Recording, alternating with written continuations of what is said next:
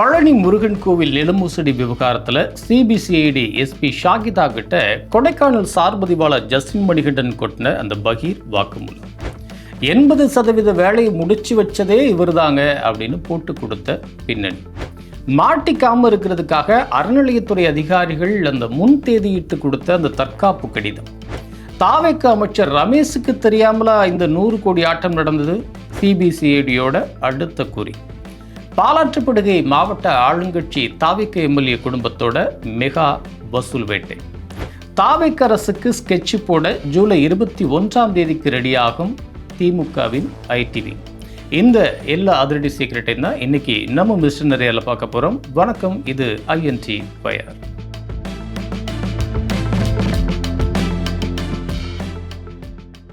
பழனி முருகன் கோவிலோட 100 கோடி ரூபாய் நிலத்தை போலி டாக்குமெண்ட்ஸ் மூலமா ஆட்டையை போட்ட விவகாரம் இப்போ நாளுக்கு நாள் பயங்கர ட்விஸ்டுகளோட போயிட்டு இருக்கு.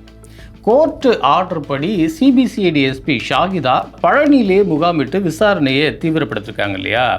இந்த மோசடி பத்திரத்தில் கொடைக்கானலிருந்து வந்து சைன் பண்ண சார்பதிவாளர் ஜஸ்டின் மணிகண்டனை வளைச்சி சிபிசிஐடி விசாரிச்சப்போ அவர் அப்படியே அழுதுகிட்டே ஒரு குண்டை தூக்கி போட்டிருக்காரு. சாமி, எனக்கு இதோட பேக்ரவுண்ட் பின்னணி பற்றியெல்லாம் எதுவுமே தெரியாதுங்க. இந்த 100 கோடி ரூபாய் நிலத்தோட பத்திரப்பதிவுக்கான 80% வேலைகளை ஏற்கனவே பழனி சார்பதிவாளராக இருந்த பாலச்சந்தர் தான் பக்காவாக முடித்து ரெடி பண்ணி வச்சுருந்தாரு. நான் அன்னைக்கு ஆஃபீஸ்க்கு போய் வெறும் நம்பரை போட்டு சைன் பண்ணி ரிஜிஸ்டர் மட்டும்தாங்க பண்ணி வச்சேன் அப்படின்னு மொத்த பழியையும் பாலச்சந்தர் மேலே தூக்கி போட்டிருக்காரு. அப்போது அந்த 80% வில்லங்க வேலையை பாலச்சந்தர் யார் சொல்லி கேட்டு செஞ்சார் அப்படிங்கிறது தான் இப்போ இருக்கிற மெகா கேள்வி. பொதுவாக நம்ம மாநிலத்தில் எந்த ரெஜிஸ்டர் ஆஃபீஸ்லையுமே 1 கோடி ரூபாய்க்கு மேலே பத்திரம் பதிவானாலேயே அந்த விவரம் ஆட்டோமேட்டிக்காக ஆன்லைன் மூலமாக பத்திரப்பதிவுத்துறை ஐஜி வரைக்கும் போயிடும்.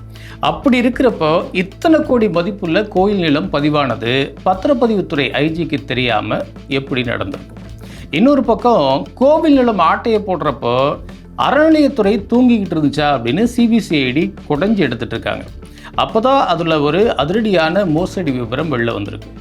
இந்த இடத்த யாருக்கும் விற்கக்கூடாது அப்படின்னு அறநிலையத்துறை சார்பில் பழனி சார்பதிவாளர் ஆஃபீஸ்க்கு ஒரு கடிதம் அனுப்பப்பட்டிருக்கு. ஆனால் அந்த லெட்டர் ஆஃபீஸுக்கு போனது ஜூலை 6 அந்த பத்திரப்பதிவு முடிஞ்சதுக்கு அப்புறம் தானா. ஆனால் தங்களை காப்பாற்றிக்கிறதுக்காக அறநிலையத்துறை அதிகாரிகள் என்ன பண்ணியிருக்காங்கன்னா, அந்த லெட்டரில் இருக்கிற அந்த தேதியை 6 முன்னாடி இருக்கிற மாதிரி முன் தேதியிட்டு கொடுத்து அந்த தற்காப்பு நாடகத்தை ஆடியிருக்காங்க. இதை நம்ம சிபிசிஐடி டீம் இப்போது அக்கு வேற ஆணி வேற கண்டுபிடிச்சிட்டாங்க. இவ்வளவு பெரிய மெகா மோசடி பத்திரப்பதிவுத்துறை அமைச்சர் லோகேஷ் தமிழ்ச்செல்வனுக்கும் அறநிலையத்துறை அமைச்சர் ரமேஷுக்கும் தெரியாமல் நடக்கிறதுக்கு வாய்ப்பே இல்லைன்னு சிபிசிஐடி அதிகாரிகள் இப்போ இவங்க 2 பேரையும் நோக்கி விசாரணையை தீவிரமாக முடிக்கிருக்காங்க. அது மட்டும் இல்லாமல் இந்த 100 கோடி ரூபாய் நிலத்தை வாங்கின அந்த 2 பேரோட பேக்ரவுண்டை பார்த்தா அவங்க ஒன்றும் அவ்வளோ பெரிய சொத்தை வாங்குற அளவுக்கு பொருளாதார பின்னணி இல்லாத ஒரு சாதாரண ஆளுங்க தான். ஆனால் இந்த பத்திரப்பதிவில் சாட்சி கையெழுத்து போட்டிருக்கிறது யாருன்னு பார்த்தா லட்சுமணன் ஒரு திமுக கவுன்சிலர். அப்போது இது முழுக்க முழுக்க பினாமி பெயர்களில் வாங்கப்பட்டிருக்கு. இதுக்கு பின்னாடி தென் மாவட்டத்தை சேர்ந்த ஒரு முன்னாள் திமுக மந்திரியும் சென்னை வட்டாரத்தை சேர்ந்த இன்னொரு முன்னாள் திமுக மந்திரியும் தான் மாஸ்டர் பிளான் போட்டு இறங்கியிருக்காங்கன்னு நம்ம ஏற்கனவே சொன்னது மாதிரி சிபிசிஐடி விசாரணையில் அது கன்ஃபார்ம் ஆகிருக்கு. அடுத்ததா ஐஏஎஸ் அதிகாரிகளை அலற வச்சிருக்கிற ஒரு டிரான்ஸ்பர் பின்னணியை பார்ப்போம். சமீபத்தில் போக்குவரத்து துறை கமிஷனராக இருந்த பாஸ்கர் பாண்டியன் ஐஏஎஸை சடனாக தூக்கி டிரான்ஸ்பர் பண்ணாங்க. ஆம்னி பஸ்ஸுகளுக்கு புது பர்மிட் கொடுக்கறதுக்காக அவர் கோடியாக பணம் வசூல் பண்ணிட்டாரு அப்படின்னு அந்த கம்ப்ளைண்ட்டு தான் அதுக்கு காரணம்னு சொன்னாங்க. ஆனால் இதை பற்றி போலீஸ் மேலிடம் சீக்ரெட்டாக விசாரிச்சப்போ தான் ஒரு பகீர் உண்மை வெளில வந்திருக்கு.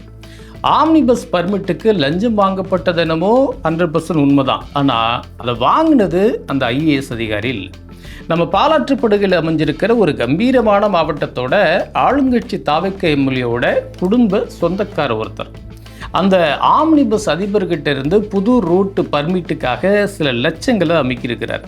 பணத்தை வாங்கிட்டு அவர் டைரெக்டாக டிரான்ஸ்போர்ட் கமிஷனர் பாஸ்கர் பாண்டியன்ட்டு போய், சார் இவங்க நம்ம ஆளுங்க தான், ரொம்ப வேண்டப்பட்டவங்க, அந்த ஆம்னி பஸ்ஸுக்கு அந்த ரூட்டை கொஞ்சம் அப்ரூவல் பண்ணி பார்த்து டக்குன்னு முடிச்சு விடுங்க அப்படின்னு கேட்டிருக்காரு. ஆளுங்கட்சி எம்எல்ஏ குடும்பமே வந்து நிற்கிதே அப்படின்னு அந்த ஐஏஎஸ் அதிகாரியும் ஃபைலில் சைனை போட்டு ரூட்டை கிளியர் பண்ணி கொடுத்துட்டார். கடைசியில் பார்த்தா பணத்தை அமுக்குனது ஆளுங்கட்சி தாவிக எம்எல்ஏவோட குடும்பம். ஆனால் கம்ப்ளைண்ட் வந்த உடனே பலிகடாவாக தூக்கி அடிக்கப்பட்டது பாஸ்கர் பாண்டியன் ஐஏஎஸ். இதனால் கோட்டையில் இருக்கிற ஐஏஎஸ் அதிகாரிகள் எல்லாருமே இப்போ செம்ம காண்டில் இருக்காங்களாம். இனிமே இந்த ஆளுங்கட்சி எம்எல்ஏக்கள் யாராவது சிபாரிசுன்னு வந்தாலே வேண்டாப்பா சாமி இந்த விபரீத விளையாட்டு அப்படின்னு அலறி அடிச்சுக்கிட்டு ஃபைலை தொடக்கூட பயந்து ஓடிட்டு இருக்காங்களாம். கடைசியாக திமுக அறிவாலய வட்டாரத்திலேருந்து வந்த ஒரு சின்ன ஹாட் தகவலையும் நிறைய சொல்லிட்டு கிளம்பினார். அந்த மேட்ரு என்னென்னா, வர ஜூலை 21 திமுக ஐடி விங்கோட மாநில நிர்வாகிகள் கூட்டம் ரொம்ப பிரம்மாண்டமாக நடக்க போகுது. இந்த மீட்டிங்கில் முன்னாள் சிஎம் ஸ்டாலின் இல்லைன்னா முன்னாள் டெபுட்டி சிஎம் உதயநிதி இவங்க 2 பேரில் யாராவது ஒருத்தர் நேரடியாக கலந்துக்கிட்டு அட்ரஸ் பண்ண போகிறாங்களாம்.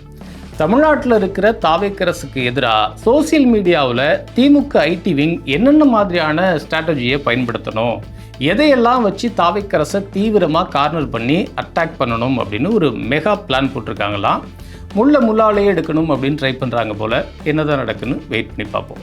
இன்றைக்கி நிறையாருக்கிட்டேருந்து வந்த அத்தனை அதிர்ச்சிகரமான அரசியல் விவரங்களையும் உங்கள்கிட்ட ஷேர் பண்ணிட்டோம். பழனி கோவில் நில மோசடியில் சிக்கியிருக்கிற தாவிக அமைச்சர்கள் லோகேஷ் தமிழ்ச்செல்வன் அப்புறம் ரமேஷ் இவங்க 2 பேருக்கும் இதில் தொடர்பு இருக்கிறது கன்ஃபார்ம் ஆனுச்சுன்னா முதலமைச்சர் விஜய் அவங்களோட விக்கெட்டுகளை சரித்து தன்னோட நேர்மையை நிரூபிப்பாரா இல்லை வழக்கு அப்படியே மூடி மறைச்சிருவாரா? ஆளுங்கட்சி தாவிக எம்எல்ஏயோட குடும்பத்தினர் செஞ்ச அந்த லஞ்ச வசூலுக்கு பாஸ்கர் பாண்டியன் ஐஏஎஸை பலிகடா ஆக்குனதுக்கு எதிராக கோட்டையில் இருக்கிற ஐஏஎஸ் அதிகாரிகள் தங்களோட எதிர்ப்பை காட்டுவாங்களா மாட்டாங்களா அப்படின்னு கீழே இருக்கிற கமெண்ட் பாக்ஸில் உடனே உங்களோட பதிலை எழுதி தட்டி விடுங்க.